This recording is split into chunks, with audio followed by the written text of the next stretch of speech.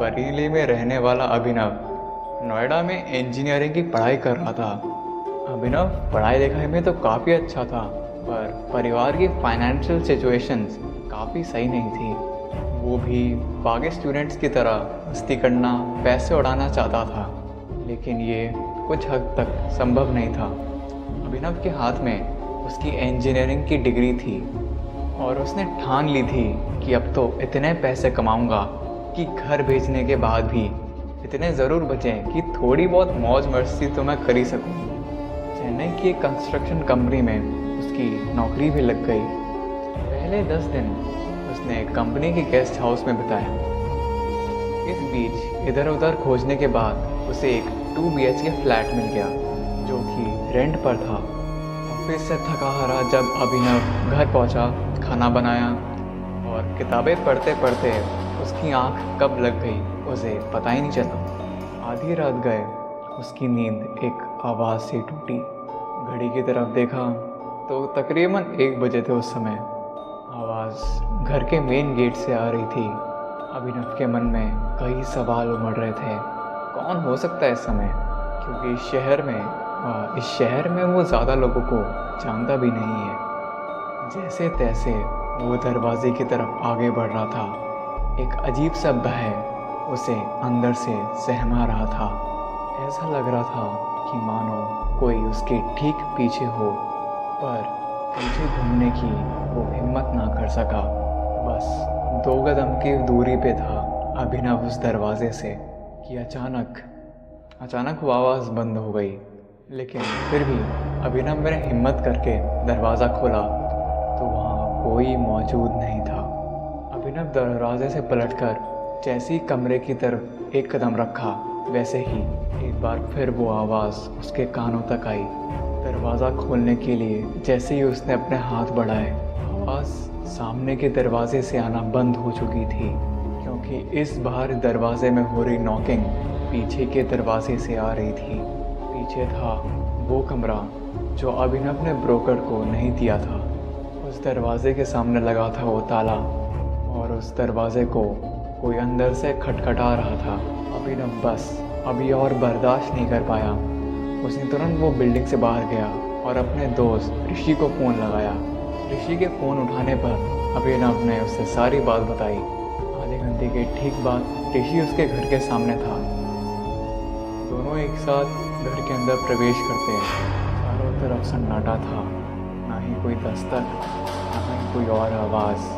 दोनों काफ़ी देर तक एक दूसरे से बातें करते रहे और तकरीबन 3:30 बजे तक उनकी आंख लग गई। ऋषि को नींद में कुछ समझ नहीं आ रहा था, पर वो एक अजीब सी आवाज़ को सुन पा रहा था। ऐसी आवाज़ उसने आज से पहले कभी नहीं सुनी थी।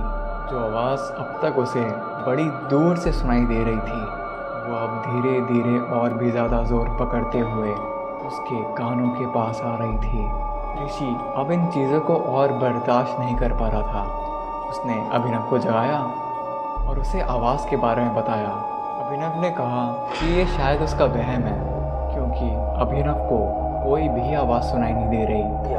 ऋषि के सर से पसीना तर-बतर गिरे जा रहा था, क्योंकि उसे वो आवाज़ साफ तौर पर सुनाई दे रही थी और वो धीरे धीरे उसे पागलपन की ओर घसीट रही थी। तभी अचानक अभिनव ने कहा कि तुम्हें किसी के दरवाजे को खटखटाने की आवाज़ सुनी?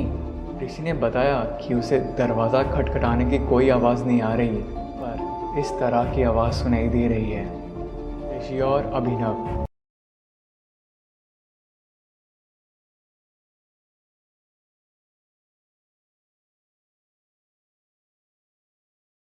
वहाँ से भागकर ऋषि के घर चले गए।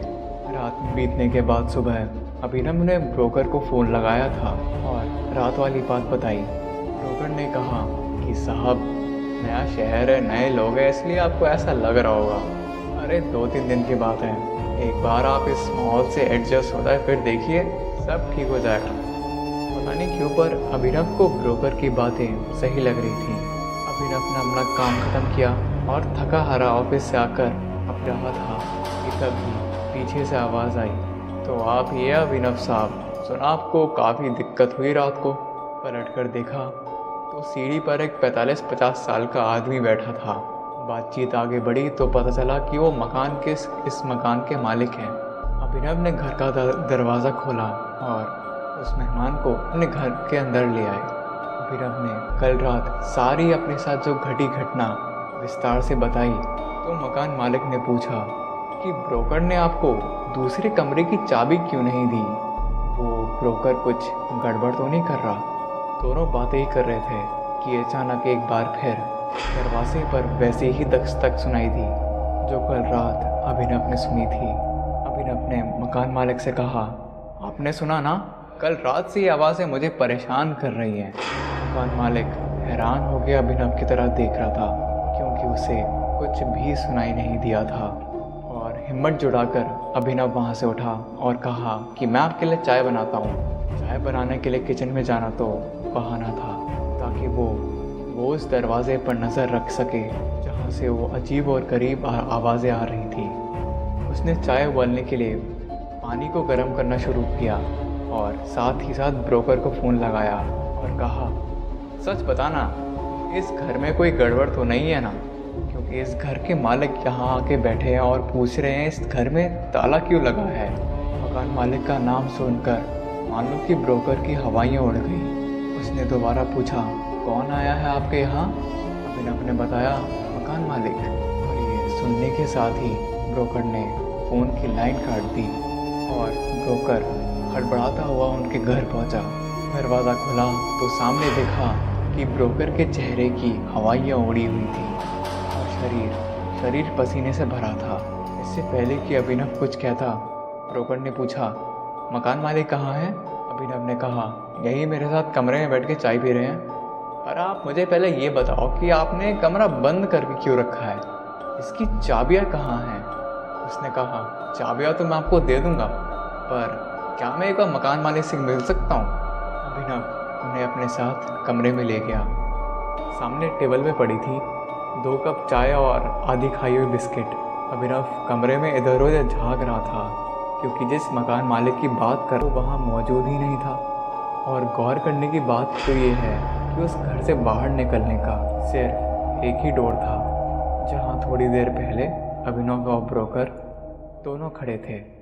ब्रोकर ने कहा कि आप पता नहीं किसकी बात कर रहे थे क्योंकि इस मकान के मालिक ने आज से 5 साल पहले उस बंद पड़े कमरे में फांसी लगाकर आत्महत्या कर ली थी। यह घर उसने बहुत शौक से खरीदा था। रिसेशन के कारण उसकी नौकरी चली गई थी। धीरे धीरे वो कर्ज में डूबता गया। मुसीबत की घड़ी में उसके परिवार ने भी उसका साथ छोड़ दिया और उसके अकेलेपन ने उसकी जान ले ली। उस घर से बाहर आने जाने का सिर्फ एक ही दरवाज़ा था। अभिनव ने आज तक ऐसी कोई भी चीज़ अनुभव नहीं करी थी। उसने ब्रोकर से कहा कि मैं इस घर में 1 मिनट भी नहीं रह सकता और सारी चीज़ें अपनी पैक करने लगा। ब्रोकर ने भी उसकी मदद करी दरवाजे को बंद करते वक्त। उस ब्रोकर और अभिनव दोनों ने देखा कि कैसे उस बंद कमरे के दरवाजे पर कोई कैसे दस्तक दे रहा था। रात अभिनव ने ऋषि के घर गुजारी। अभिनव और ऋषि बात ही कर रहे थे कि तभी अचानक उन्हें एक आवाज़ सुनाई दी। ये कहानी आपको कैसी लगी? कमेंट करें, सब्सक्राइब करें हमारे चैनल को। तब तक के लिए मिलते हैं।